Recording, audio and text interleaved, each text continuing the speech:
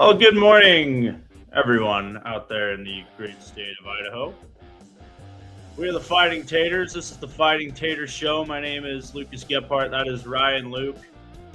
And Ryan, a lot to discuss here today as we kind of wrap up the college football season, transfer portal season now in full swing. I'm just going to call that an entire season because that's what it is. And then we're going to talk about some college basketball for the first time on the show. So we're going to get into a few local kids that are competing well against some teams across the state, including Boise State, University of Idaho, and Idaho State. Kind of give you some goals and New Year's resolutions, if you will, for all three of those teams, and get into a lot of transfer portal talk today because University of Idaho is getting pillaged right now. They are getting, yeah. Hold on, I can't hear you. Can you hear me now? Yeah, I got you now. There you go. All right, yeah. I had myself muted on my gamer headset. What's up? Yeah. So how are you doing? Yeah, look, it's been a few days since we've gotten to, since you and I have talked, but in terms of doing the show, last one we did, you were at the Fiesta Bowl. We're probably going to have to talk about that just a little bit. But a lot's transpired. I mean, there's a lot going on. I mean, the headline, if the transfer portal itself, biggest name going, Carson Beck leaving Georgia, going to Miami, right? Does that affect anybody in Idaho? Probably not.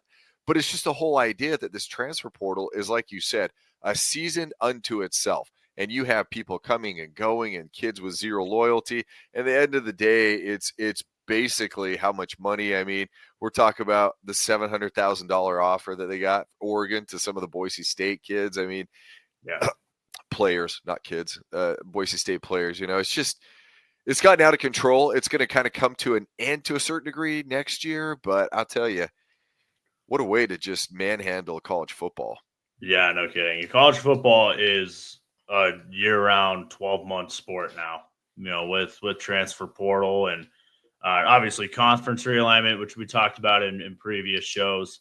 So I want to remind you guys again as we kind of get into stuff to like, subscribe, leave a comment here if you're watching on Facebook or YouTube. You can watch any of our previous shows on IdahoSports.com's Facebook page, YouTube channel, X account, or wherever you download and subscribe to your podcast. The more you like, share, subscribe, the faster we can grow and the more fun we can have on shows like this. So, let's go. But let's Penn State, Notre Dame, good game the other night.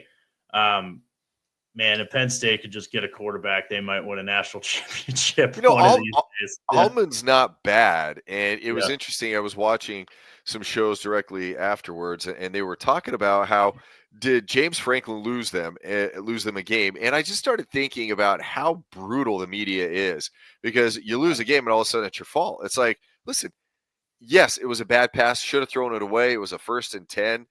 Almond had played pretty well all season, and he's starting to get some NFL scouts looking at him. I don't know if they're going to judge him too harshly for that last pick, but it was, Notre Dame stuck with it, and they won the ball game. And James Franklin did not influence that interception. Now, were there some calls there throughout the game? Maybe they shouldn't have been in that situation, but I'm telling you, I don't know how far away Penn State is, because at the beginning of that game, I thought they were going to run over Notre Dame.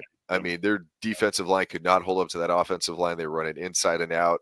They were putting on a clinic, and then ultimately they schemed at halftime, and Notre Dame came back and ultimately won the ball game. Yeah, and I was rooting for Penn State to win a national championship, obviously, because that makes Boise State look a little bit better. But our last show was a live show from about a quarter mile outside of State Farm Stadium in Glendale, Arizona, where it was the 4th Fiesta Bowl Boise State has played in. And my instant, reaction from that game, and obviously now having a week or so to digest it, is this: if you tell me back on August 1st that Boise State is going to the college football playoff quarterfinals and they're going to hang with Penn State, any Boise State fan would have taken that. any day of the week. Yep. So, obviously I wish the outcome was a little bit different. Might would have made the trip a little more fun, but the trip was but each of the 3 previous Fiesta Bowl, Boise State got out to a fast start, and they did not start fast against Penn State. And that was really, and in fact, it kind of looked early on that Penn State might start running away with it. But I gotta give Boise State their flowers on that. We're hanging with a tough team, and there were a lot of Penn State fans there, but man, we had them outnumbered at least 3-1. I'm telling you. Really? It was that bad? Oh, huh? yeah. Oh, yeah, wow. Penn State had probably the lower bowl from about the 50-yard line through about halfway through their end zone. The rest of it was Boise State. Dang. Interesting thing enough, too, they didn't sell out the stadium either, which I was a little surprised by going into it. They didn't even sell any tickets in some of the way upper sections and kind of the upper corners there. But then when you think about it, it's like if you're a Penn State fan, which game are you traveling to? You're going to the Fiesta Bowl. We talked about it last week. You going to the Fiesta Bowl or you going to the semifinals? Yeah. You watched the game on the other night on TV, and that was sold out. Penn State, a lot more Penn State fans went to go see him play Notre Dame. Yeah, and we'll call it my observation because we don't need to break it down. I'm sure everybody's mourned enough, and we can move on and talk about other things. But to be quite honest with you, Boise State stayed in the game. Ashton Jeanty got his 100 yards, but I mean, it was a brutal 100 yards. 30-something carries. Yeah, I mean, he needs to take a nice ice bath for about 3 months, before he plays in the NFL. But they were just outmanned. At the end of the day, there was more talent on the Penn State side of the football, and they hung with it through scheme. And Dirk Cutter does a phenomenal job of creating enough, and he doesn't abandon the run. Unfortunately, the run does eat up a lot of the clock, and it doesn't leave a lot of margin for error. If you do get stuffed, you go some of those 3 and outs that they had. So Boise State stayed in the game off of, some quality players, absolutely, but at the end of the day, it was scheming, and it was the scheme that kept him in the game versus, I would say, the players. Not all players, but I would say, look, there are 11 players on the field. I would give the advantage to 7 Penn State players and 4 Boise State players, maybe 6-5 on certain occasions, but they were just a more talented football team. But all that being said, my goodness, like you said, at the beginning of the season, if you would have said after Oregon, hey, by the way, you're going to be playing in the Fiesta Bowl, and you're going to be in the college football playoffs, and you're going to get a first-round bye, will you take it right now? Yes. You do. Yeah. Yeah, you absolutely do. So, so a good season for Boise State. I think there's, and talking to fans in and around Glendale, it was kind of the same feeling. Everyone was kind of bummed they didn't win, but, when you sit back and let it settle in a little bit, you're like, pretty damn good season. Ain't all bad. Ain't all bad. Yeah. Ain't all bad. Yeah. Boise State does lose their offensive coordinator, Dirk Cutter, to retirement. Or to the NIL. Yeah. Yeah. Well, I want to talk about this message that he put up on his Facebook page, which has got the whole Boise media area buzzing. A few local media members who are obviously friends with Dirk Cutter, reshared this post on their pages, which is then how we saw it. Basically, the takeaway is Boise State. They're in a great spot right now, but transfer portal and NIL, they're having a real hard time keeping up. This is from Dirk Cutter. He said some of our best players are getting offered between 2 and 10 times what which is Boise State, can offer. And then he went on to say the Horseshoe Collective is something that fans can donate to, which is Boise State's NIL Collective, which is how fans can kind of help Boise State keep up in this new arms race of college football. But 2 to 10 times what Boise State can offer. And we'll get into this here in a few minutes, but they've been able to hold on to most of this starting roster. They have a lot of guys in the transfer portal, but really only one starter in the transfer portal, and you see it there. That is wide receiver Pierce Strong, obviously Malachi Nelson going to UTEP, which everyone saw that one coming as soon as he didn't win the starting job, right? But that's pretty much it, though. Those are kind of the only 2 big names here in the portal. So again, Boise State doing a good job of staying competitive, and I think as long as they have a seat in this tournament, in this 12-team tournament, they have a good reputation. I think they're going to be okay, even though they don't have the funds that the Georgias and the Texases and the Oregons of the world have. You know what it is that other teams don't value the Boise State players. They don't come after them. I mean, yeah, two to 10 times, but that's the difference of making $5,000 a year and $50,000 a year, right? Sure. Like, I don't know what that number is. There was a number floating out there that was $700,000 for somebody from Boise State, and maybe that's the situation. But to be honest with you, I just don't think other schools value the Boise State players. And I say that, and I mean that with all due respect, because I'm a fan of another team as well that doesn't probably get as valued as much. They had a phenomenal season. And so their players tend to not get pursued as much as you would like somebody coming from Georgia or another big school, or somebody who's kind of on the out. But moral of the story is yes, but Boise State's going to have to continue doing more with less. They're going to have to get the 2 and the 3 stars and develop what they do, right? It is. And schematically, they've got to be sound. They've got to put the work in, and especially as the Horseshoe Collective, and I would say the program of Boise State itself continues to kind of grow. I mean, I don't know how much more revenue they're going to get out of this Pac-12 endeavor. I don't know, but they're absolutely behind in terms of the arms race, in terms of money or whatever. So in order to be competitive, they're going to have to keep doing what Boise State does best and do a lot with less. Yeah, you're absolutely right. And, to talk about this Horseshoe Collective, these NIL collectives, right? You just wonder at what point do these NIL collectives in these bigger schools say, we're not going to pony up however much for a guy that is going to come in and compete for a starting job. You know what I mean? Like, it just, I just don't know where this goes with these NIL collectives and how they're funded, Yeah, so I'm going to, here pretty quick, I cover the famous Idaho Potato Bowl. In fact, you and I ran into each other there. And so I have an article and a story written about it because I wanted to write about the game and cover it, but what it ended up being was a game of attrition. And neither starting quarterback from the season played. It was one coach's last game of the season as an interim coach.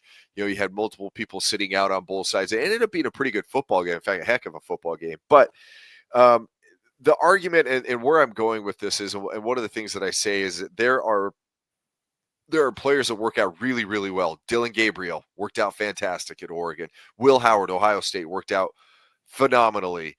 But Malachi Nelson didn't work out. DJ Uiagalelei, I'm sorry, I have a tough one with that. We know what you're talking about. Yeah, that guy. I mean, he went from Clemson to Oregon State, where he had some success against the lower level of competition. Goes back to the ACC and he plays for Florida State. And he was an absolute. It was a nightmare. So for every one, it's got to be a 1-to-1. And the big thing that you can see is our players that enter the transfer portal, and we can pull this up if we want to share a screen at some point. We don't have to, but if you want to pull it up, you can look and you can see, are your players going to a bigger school? Or are they going to a smaller school? And I'm going to give you an example. BYU had their starting strong safety. His name's Crew Wakely. Entered the transfer portal. He was at Utah State, transferred to BYU, fit the mold, was starting, and all of a sudden he enters the transfer portal. And he ends up at Purdue. Of all the places, I think they went 1-11 this year. So Purdue was terrible. Purdue goes 1-11 this year. So did he level up or did he level down, or was it about the money, right? Those are the types of questions that you have to start thinking about. And so is he going to be a home run for it? Well, I hope for the money that it costs Purdue to maybe pry him away from BYU, for example, I hope that it pans out for him, because if not, again, for every Dylan Gabriel, you have a DJ Uiagalelei. Yeah. Well, I'm looking at what you're talking about here, and he's a safety, 6'2", 180, started most of the games, right? And he wasn't standout. They backfilled him easily. Yeah, but the thing about where we're getting all this information, it's from this website called on3.com, where you can basically go and check out the transfer portal for basically any college, like FBS team, basically. We got some of our information from Idaho there too, but they have this column that says NIL value, and every single one of them says undisclosed. And I would just love to know what some of these are, because some of them and this is one where you kind of scratch your head, right? Where you go, why would you go BYU to Purdue? BYU was knocking on the door of the college football playoff this year, right? And Purdue they'll be lucky to win a couple games in the Big Ten next year. Yeah. Right. Yeah. So, yeah, it's tough. It's tough to know what's at play. And, talking about guys going from small schools to big schools, here's what's happening in Moscow. Wow. These are all the guys that are leaving. The Vandals are going to lose 9 starters this year to the transfer portal, including a head coach. And a head coach. Yeah. And then the head coach is probably the reason that some of these are leaving, including Jack Lane and obviously Jackson Eck, who's obviously the Eck connection there, right? Mm-hmm. But the Vandals lose Jack Lane and their starting quarterback. They lose 2 of their top 3 wide receivers. They lose their starting left tackle. Every single one of these defensive guys on this screen here for the Vandals all started. So they lose their starting defensive tackle. They lose 2 edge guys. They lose a starting linebacker. Eck had 134 tackles for the Vandals last year. That's crazy. Yeah. They lose Andrew Marshall, who's one of their top corners. So, but you look at the list and you go, how can you blame any of these? Oh, they're leveling they're all up. Going to bigger schools. Yeah, they're all leveling up. I mean, we're going to level up, level down. It's probably not fair, nor is it the kosher thing to say, but to be honest with you, they all leveled up. I mean, you're going to look Malachi Williams. That's a great pickup. I mean, they have a couple guys. One guy, going to Boise State. That's a pickup for the Broncos. But I look at you have Nebraska on there. That's a Power 4 conference. Wake Forest, Power 4. TCU, Wisconsin, Cal, Illinois. All those level up. And let's be honest, what they were making at University of Idaho, my guess, 100% my guess, I don't have anything other than a couple things a few people have said to me, between $5,000 to $10,000, right? At Idaho? That's me at Idaho. Really? Possibly, yeah. Possibly 20 for some players, right? It's low. Interesting. Okay. That's what I mean. It's scholarship, and here's 20 grand or 10 grand, whatever it ends up being. It's pretty low. So if you could turn around and say, hey, 150 grand, I'm in for 150 grand. I don't need to be loyal to University of Idaho for 150 grand. Yeah. I know a lot of people that leave their jobs for an extra 140 grand or whatever it is. Right. Yeah. You and I both. This guy raising his hand right now. Yeah. Yeah. So these are some of the guys that Idaho is losing to the portal. Almost all of them have already committed to, other schools. Almost all of them are Mountain West or higher. I mean, look at this. You got TCU on here. You got Wisconsin on here, which is where Dwyer and Hamper, their 2 wide receivers, are going. You got Mini going to Cal. You got this left tackle going to Illinois. Defensive side of the ball, your defensive tackles going to Wake Forest. Malachi Williams is going to Boise State. 2 Nebraskas makes sense, and your best corner is going to Nebraska. Yeah. So, and we've talked about it before that maybe and all these guys have multiple years of eligibility left too, and so we've talked about it before. If you're overlooked in the recruiting stage of high schools, go to Idaho for a year, make a name for yourself, and in a year you might be at Nebraska or Wisconsin. Well, and we talked about that early on, right? We said, don't discount junior college players. Don't discount this. And University of Idaho actually was okay. They got to be okay with this. Hey, great run, 2-year run. The last 2 years for Idaho for Vandal football, resurgence and absolute phenomenal for them, right? You can't. Idaho State's running up against that right now as well. They had a couple. We'll check theirs out in just a minute, but a couple people transfer out. Idaho State reels off 8 wins, 4 losses, 9-3 next year. Cody Hawkins may not be there. That's the reality of the NIL and the transfer portal, and that's the reality of playing at FCS level football. Yeah, let's take a quick peek at who's coming in so far for Idaho. They do get kind of a trade, if you will, right? Boise State gets an edge rusher, Idaho gets a tight end. So Oliver Fisher going to Idaho from Boise State, but they also get an edge rusher out of Washington, another edge rusher out of Oregon State too. Obviously, if you're on the flip side of this, where we just talked about, if you're at a small school, you go bigger school, maybe it's for opportunity, it's for NIL or whatever. If it's the flip side of this, big school, small school, maybe it's playing time. I think that's what you're seeing right here. Yeah, playing time and the chance to prove yourself, because you need a football field. You need 22 people on the field to be able to prove yourself. Otherwise, nobody's going to see you, and you're not going to have the opportunity to prove yourself. I look at these, and I don't ever want to say these kids are projects. These guys are projects.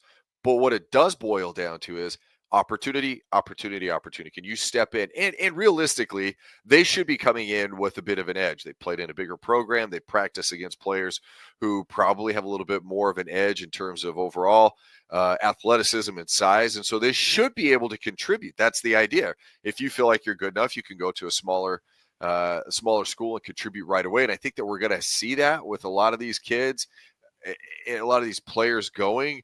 You get the pushes. Again, Carson Beck going to Miami, that's a push. It's not like you're losing competition. But for us in Idaho, this is what you're looking for. And we've seen that. You see it across the country. Standout FCS players move up. They move on. It is what it is.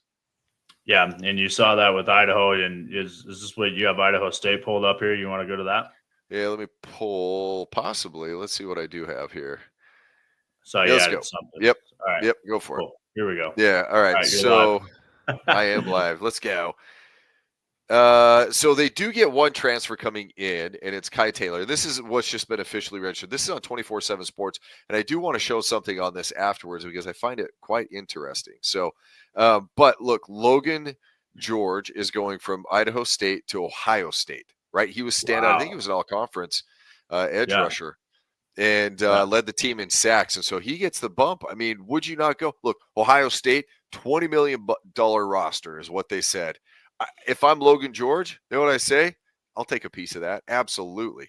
Yeah. And a couple other ones, Ohio State and then Sac State. I think Jaden Davis is from the area, if I'm not mistaken. He's from California, maybe trying to get home. But this alone, and this is what I wanted to show, is the Logan George, coming into this. But again, Kai Taylor coming in from Boise State can contribute right away. High school, he was an 85, which is a solid 3-star recruit. So if they can get that, he wants playing time. Didn't see the field, wants playing time. Yeah, he wants to be the Logan Georgia next year, right? Come in, try to be an all-conference guy. Maybe you end up at Ohio State or Oklahoma State next year, right? I mean, it's one of two things. That's got to be why kids are going into the portal. But it's portal is just absolute madness right now. It's almost a form of it's almost a form of junior college again, right? Like it's like level 2 junior college. These kids get a chance to go up. Are we breaking up? Yeah, a little bit. You're back now, though. I don't know. Maybe they can hear me. Yeah. Yeah. Well, you were the one breaking up. Hey, I'm hardwired. What I wanted to show, though, is look at this transfer portal, these team rankings. Like LSU, you can look at their average. They have 68.87 points, 14 commits, but their average is an 89.7. That's LSU. Texas Tech, again, up there with 88s. Ole Miss, 88s, on and on and on. But, some of the major players are missing from this list. So you go scroll through and you're like, oh, well, what do we have? And look, Colorado, big-time transfer portal school. I mean, Dion flips his roster every year. But look, Alabama, but look at their average player coming in. They have 8 commits, but they have 89s. They did lose some players, though, by the way. Alabama has lost some players. Utah, but they're down at 86. Kansas, 85. All the way down here, look, SC has 87 players coming in. Ohio State has 88, but they're ranked number 46. So these are 49, Georgia, 89. So you can see how deceiving this can be. And this also shows only 6 commits. They only backfilled 6 positions, I guess, so far is what we're saying with this, and then with their incoming recruiting class. So it is pure madness. You don't know what you're getting. Hopefully you get a proven commodity. Hopefully, there are busts all over the place. And at the end of the day, the transfer portal is going to continue to be refined. Yeah, I think where this is going is, all right, you have a certain amount of money that is allocated, let's say, let's just think of it in simple terms. You have a certain amount of money that's allocated that you can fill your roster, right?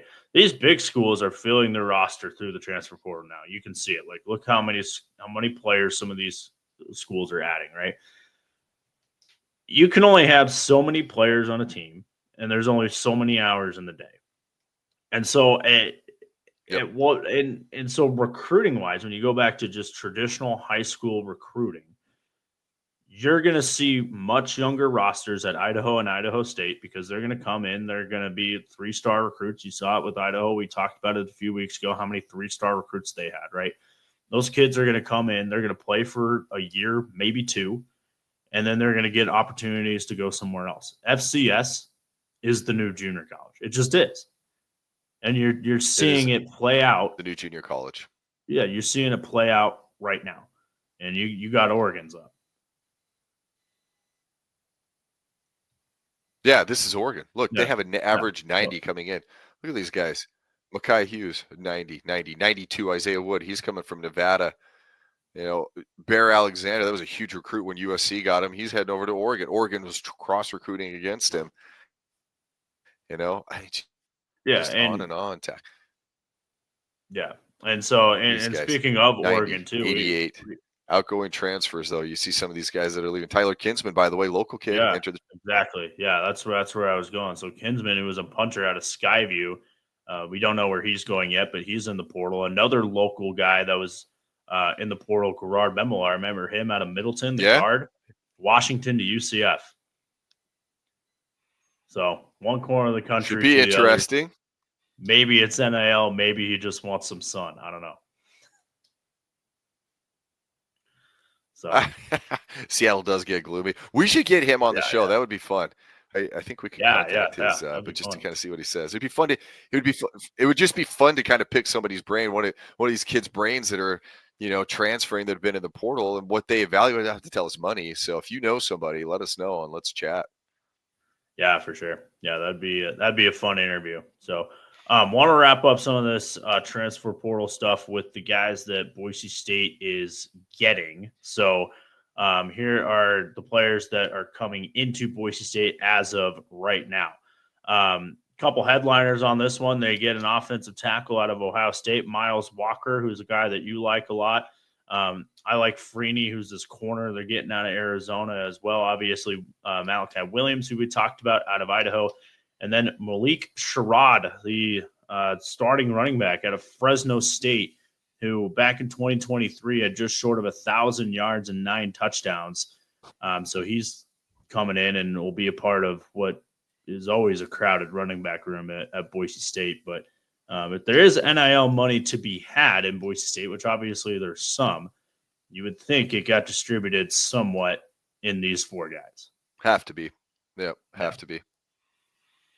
So and it's interesting to see the type of players that Boise State, because they sit in that middle ground. They're not Ohio State and they're not Idaho State. They're Boise State, and they're unique, and they had a great season.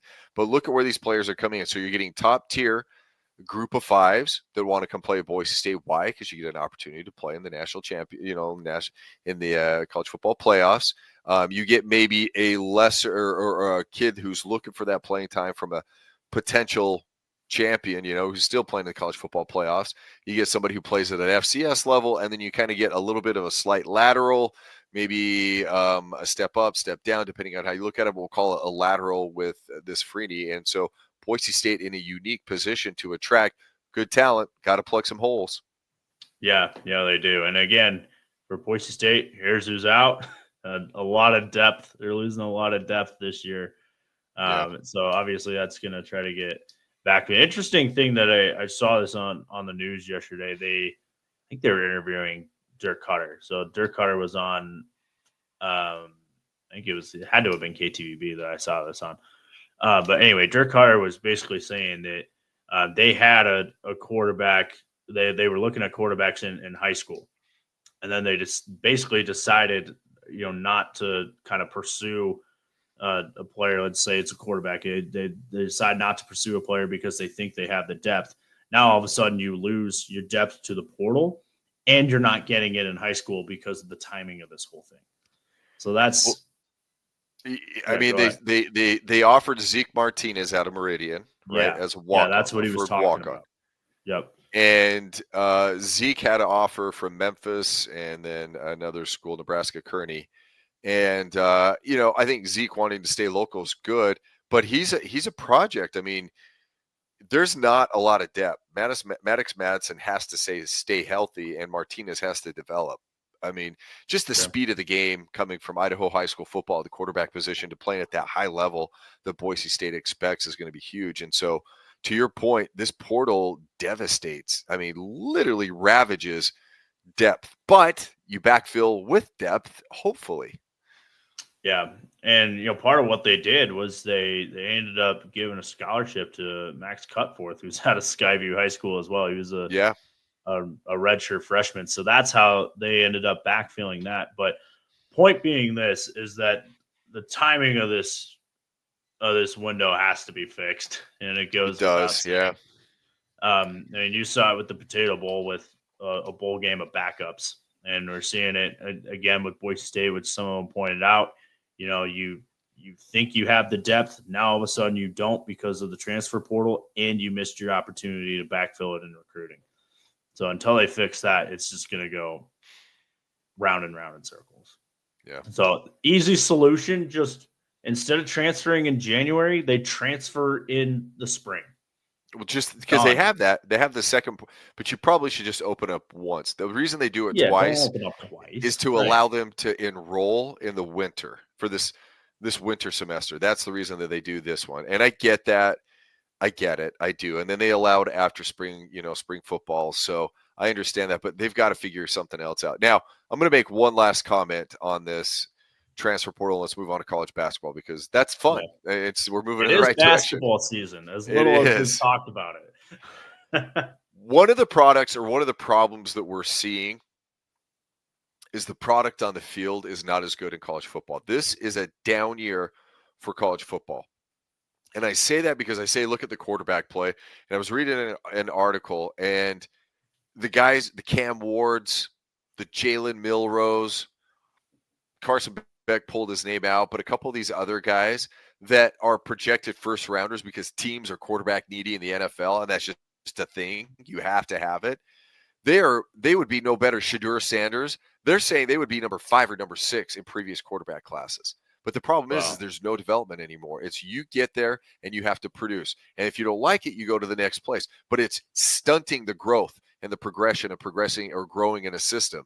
So if you're bouncing around all the time, you're not nearly as good as you would have been. I think I said it before. Tom Brady had the comment. He said, these are college football teams, not programs.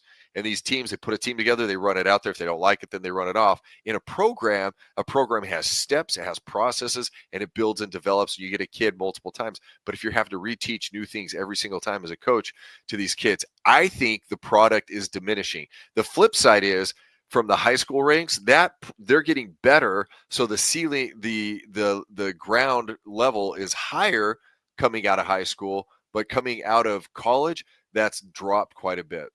Yeah, you just don't see the development that you used to. Quickly, I want to close here with what we didn't talk about it much, but Malachi Nelson going from USC to Boise State to UTEP and has played only a handful of snaps when Boise State has had the game in hand.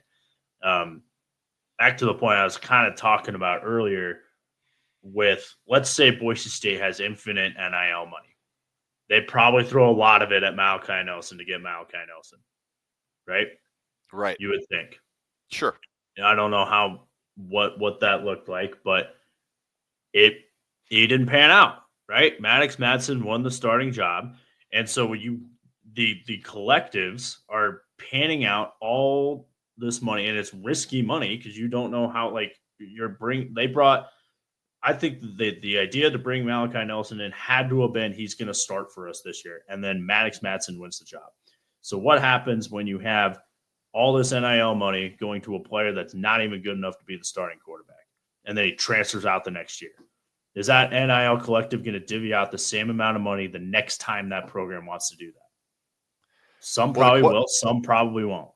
Who wanted him, right? Is it somebody in the collective, or was it the coaching staff? Like, Right. That's the crazy thing that's happening. Teams are hiring these general managers now who are running them. They're trying to run them like NFL type programs, meaning they're going after them. They have scouting departments who evaluate. High school players are hard to evaluate. They are. I mean, you know if they're good or they're not, but you don't know the level of competition. College players, those are your peers. You can see those kids. So they have this whole scouting. But what you're seeing is, and this would be, I call it the Jerry Jones effect, where Jerry Jones really likes a player and he wants to go get it regardless. Or Al Davis, right? Al Davis used to say, draft the fastest guy in the NFL draft. So he was meddling in what these coaches want to do. So who wanted him? Who wanted Malachi Nelson? And after it didn't work out, who's going to pick up the pieces? Yeah, and some of these deals are going to flop. And there's going to be boosters that are, or sponsors, however they're supporting fans, whatever. There's going to be fans that are mad that their money went to something that didn't work. It just is. That's a great just point. Going to be, yeah. And I'm very curious to see how all that pans out. And is this a house of cards kind of thing that, we see this trajectory for a year or two, a couple of them flop, and then it kind of, the market corrects itself. So. Well, next year it is going to correct itself. Let's talk about it at another time. But there's a whole with the revenue sharing and whatever else is going on. We can talk about it and break it down. I think that'd be a great show. Yeah, we'll do that coming up here in a week or two.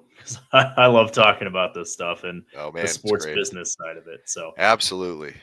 All right, let's talk about some basketball because it's January. We haven't talked about it much. So let's it's just too much to talk about with CFP, portals, conference realignment, all that stuff. But let's go ahead and dive into this stuff here. So we'll start with Boise State. We're just going to give a quick check-in with each team since it's New Year's. We'll give New Year's resolution, which means, where do you see this team going at the end of the year? We talked about at the beginning of the show, Boise State is a great year for them. They went to the Fiesta Bowl, hung with Penn State. What is that for Boise State basketball? What's that for Idaho? What's that for Idaho State? So we'll start here in the City of the Trees, capital city. Boise State right now a 12-4 record, wins against Clemson and St. Mary's, but also in there a few. Clemson has been up in the top 25 this year, right? And then you come back and you have a couple other losses that, 4 of them here that some of them maybe you should have won. So San Francisco might be one of them. Washington State, another. Also losses to San Diego State at home. You would have loved to have that one, and Boston College as well. Broncos got a tough test this week at Utah State, who just cracked the top 25 here this week. Mm-hmm. Yeah, Utah State's on a tear. And if you're looking at the Mountain West in general, in fact, I pulled it up. I had it. Here we go. You want to flip it to me real quick? Yeah, there we go. Yeah, all right, so Utah State's been on a tear. They've lost 1 game. And here's the crazy thing. It's a brand new roster. They've had to turn out a brand new coach, a brand new roster. They're doing the same thing over and over again. And that, to me, speaks a lot to a winning culture. Like, what type of culture do you have in the locker room? And what type of players are attracted to play there? Utah State's phenomenal. I darn near went to Utah State. I had friends that went there, friends that played there. But I almost went to Utah State because it's fun. It's a lovely place. It's a nice little mountain town, and it's a great college town. On top of that, they play good basketball. But you look at New Mexico, same thing, 13-3, 5-0, man. They play in the pit, and that thing is tough to play in. But Boise State hanging in right there, but that's versus a San Diego State team, which has been ranked. Their only loss was last second to Utah State. These top 4 teams, let's throw Colorado State in there. They're solid as well. But I would say the top 4 teams in the Mountain West, it is a very, very top-heavy conference, and you can see the players, and you can say who's not. Down at the bottom, Fresno State, terrible. San Jose State, terrible. Air Force, terrible. Nevada, terrible. Wyoming, meh. College of Idaho played Wyoming and only lost by like 14. So that's College of Idaho too. UNLV, right? But this top of the Mountain West plays really good basketball. I'm very impressed with most of these teams. And I've seen all of them play at least once. Yeah, and kind of looking at some bracketology stuff. I love looking at bracketology stuff. So be looking at that a lot over the next few months. Boise State's got some work to do, man. They got to win some games. They got to win, and there's not a lot of premier programs, kind of left on the schedule. They have Utah State this weekend. Would love to see a win there to kind of give this resume a little bit of a bolster. They already played San Diego State at home, already had them at home, right? But they need to start collecting some wins if they want to be in this dance for, what would it be, the fourth year in a row, right? Third or fourth, yeah. Yeah, I think it's number 4. So, it's fun to see them in the tournament, but right now you're not seeing a whole lot of respect for Boise State in some of these brackets. So I'm a little nervous here for Boise State basketball in terms of getting to the tournament. The record is pretty good, but I think they need a couple more good wins on their resume. Yeah, and I don't pretend to be part of that bracket, the selection committee. I'm not part of that selection committee, but I could go off historical precedents, and in that historical precedents, some solid wins. I think what's going to more determine Boise State, and again, the Mountain West is a 2-bid team, I'd imagine, a 2-bid team, 3 on a really good week, so they're going to have to fight for that top 3. But what's really going to hold Boise State back is who are the key losses. How's that going to affect the palm scores? Yeah. So they have good wins. St. Mary's, great win. Clemson, great win. They have some good wins on the resume. It's the losses, and that's typically what keeps a team who's a bubble out. Yep, and that's what you see right there. San Francisco, Boston College, Washington State, San Diego State are the losses. But, good win against Clemson. Clemson should be a tournament team. St. Mary's is right on the bubble. And you had an opportunity against San Diego State, had them at home, didn't do it. Now you'll get them hopefully again in the Mountain West tournament, right? But Utah State, ESPN Joel Lenardi has got them as a 7 seed right now. Yeah. So if you can go down and win some of those games and get some of those resume builders, because right now they're not even really sniffing the bubble. This is what ESPN has right now. They last 4 buys, right? Which is the last 4. They have that as North Carolina, Cincinnati, Texas Tech, and Arkansas. Last 4 in is Dayton, Vanderbilt, Missouri, Indiana. And then first 4 out, Texas, Arizona State, St. Mary's, who they've beat. And Creighton, next 4 out, Penn State, SMU, Villanova, Iowa. So Boise State's not even in the next 4 out right now. So they got some work to do if they want to be dancing, or get hot in the right week and let's go win the Mountain West tournament. That might be what they do too, which they might be capable of doing. Yeah, right. I never want to put my I never want to put my eggs in that basket because tournaments are so unpredictable. No, yeah. But again, Washington State's the only, I would say, Boston College too. Washington State, Boston College, those are tough losses. But again, bigger programs in a tournament too. So that's those ones are tough because you have them on a back-to-back. It's a weird neutral site playing in like a town with a beach. Which darn. Yeah. So I'm just looking at ESPN on the bubbles, the last 4, like you were talking about. It's they're not even sniffing that. They got to play. Look, put together some wins. Don't lose stupid games. Even if you do lose to Utah State, but you continue to win. 20. Let's see, they play 31 games. I think 31's on their schedule. Say they have 6 losses and 25 wins. That's worthy. 25-6 and make a good showing in the playoff in the Mountain West tournament. Then you start getting some looks. Yeah, I think they're going to be a classic bubble team. Give this a few weeks. I think they're going to get hot in conference play. Pulling up their schedule right now to see kind of who they got coming up. And they lost to San Diego State, again, at home, 76-68. So you feel like if you are going to be a tournament team, that's one that you had to have, right? But a nice bounce-back win against UNLV, smoked them 81-54. Big one on Saturday down in Logan. Then you get Wyoming at home. Got to win that. Then you go to New Mexico. Tough. That's a tough place to play. Tough place to play. New Mexico's a tough team. Then you go to Fort Collins and Colorado State, a game they should win. They should win that game. If they want to be in the tournament, they got to win that game.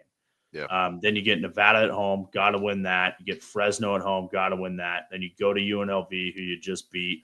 Then you get San Jose State at home. That's a game that they should get.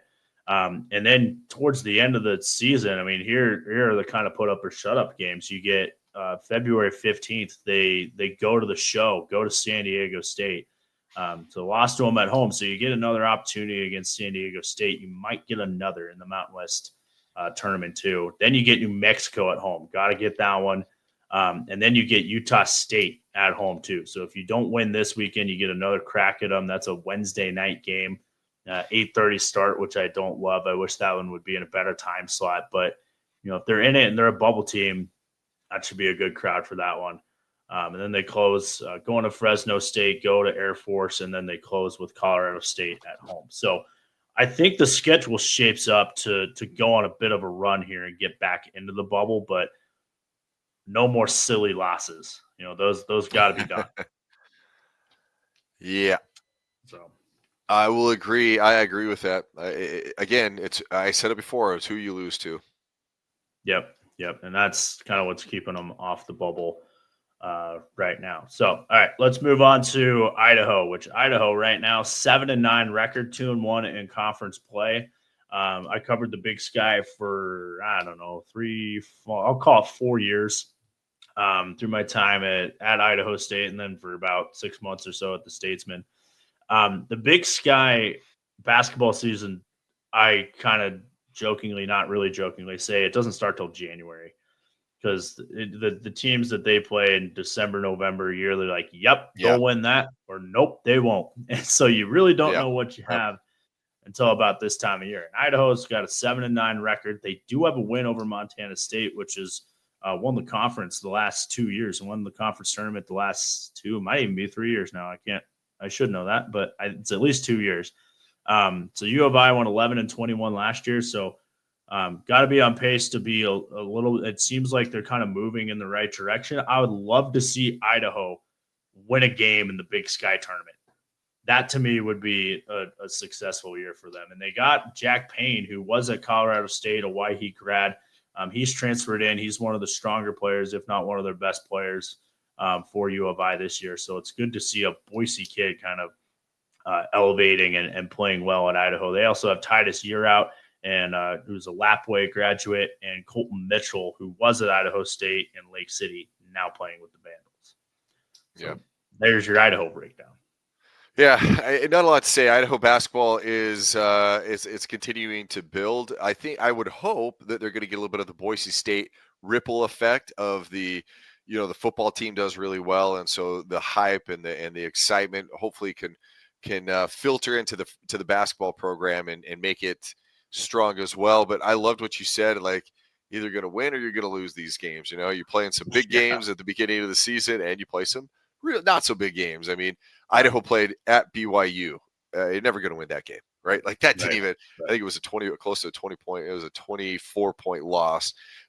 But you turn around and you play Evergreen State, which is an NAIA school, and you're going to win that one. And it was a 101-58 was the final score on that, and then filter all the way down. And then you start getting the cannibalism inside the Big Sky, which is where the most fun is, and these teams are most comfortable playing each other. Yeah, and look, the Big Sky at the end of the day is a one bid league. Probably Montana, I think, probably is the favorite right now. Montana State's won the tournament the last few years. Montana played Montana State in the championship last year. But for U of I mean, this tournament's in Boise. I know a lot of U of I grads in around town would love an opportunity to see them play a couple times in that tournament in Boise. Because if U of I, because Idaho State kind of went on a run in the tournament last year in a run, they won a game, but they won a game which was big deal for Idaho State. But you imagine if that was Idaho winning a game, going to a semifinal, let's say, and ESPN2 or ESPNU or whatever they have is in town. That's how the Big Sky would sell out that arena, as if let's get a Vandal Grizz semifinal. Yeah, right. That'd be fun. And that'd be a fun environment. But Jack Payne is playing well for U of I, and I'm glad to see that He wasn't getting much of any playing time at Colorado State, but he's getting, a lot of playing time here for the Vandals. Averages just under 10 points a game. Does have a season high of 23 points at Sacramento State, which came just a few nights ago. So it seems like he's kind of emerging into his role a little bit at U of I, and he was a good player at Hawaii too. Hawaii just pumps out D1 athletes. So they do good stuff. All right. Lastly, we will talk about Idaho State. Again, Idaho State early on in the Big Sky Conference slate of games. So far, the Bengals are 1-1, 6-7 overall. Ryan Looney, kind of it's his program now. I've been there for a little bit now. Jake O'Neill from Fruitland and a College of Idaho alum as well. One of the local guys on this squad, which he was fun to watch at C of I. Kobe Kelly, who's out of Garden Valley, also on the roster here for the Bengals. But Idaho State, a good showing in the tournament last year. Would love to see them duplicate that again, but at the end of the day, it's they did lose Colton Mitchell, who was the starter for them last year. So that's a tough loss for them, and kind of caught lightning in the bottle, got hot at the right time last year in the Big Sky tournament. But fun to see O'Neill play here for the Bengals. He was a fan favorite at the College of Idaho. Yeah, absolutely. He high flyer too. The kid's incredibly athletic. He started off playing golf at College of Idaho. He was on the golf team, and then decided, hey, you know what? I'm 6'4". I'm really athletic. He went out and played basketball. It was fun. You and I called a couple of his games and together, and I called a few more on my own. And it was fun to watch him. They'd run plays for him, like backdoor picks, and he was such a high flyer. But he's the leading scorer for this Bengals team this year, averaging about 12 points a game. And so, a lot of good things going on. I think, again, I read a really interesting article. I've been reading a lot of articles lately. I've said that 8 times on this show, nonetheless, no less than 8 times. But it was essentially Cody Hawkins, Dan Hawkins, talking about how Cody's been able to build the program because the administration's bought in and basically funding's there. This was for the football program. We'll see, again, if there's that ripple effect or that halo. That's the term I'm looking. If there's a halo effect for the basketball team and the women's sports as well. I know the volleyball team has had some good showings as of recently as well. But if there's a halo effect, if that money that's coming in and the commitment to the athletic program is going to help bolster this and make it a destination school to play basketball as well, because otherwise you're going to be 500 or less and maybe steal a win in a tournament. Yeah, and the biggest issue, and everyone in Pocatello knows this, the biggest issue with that basketball program is no arena. Yeah. And, they play their home games it's the student rec center. I had volleyball classes when I was at Idaho State in that same gym. So in the locker room, it is what it is. And it's a fun gym.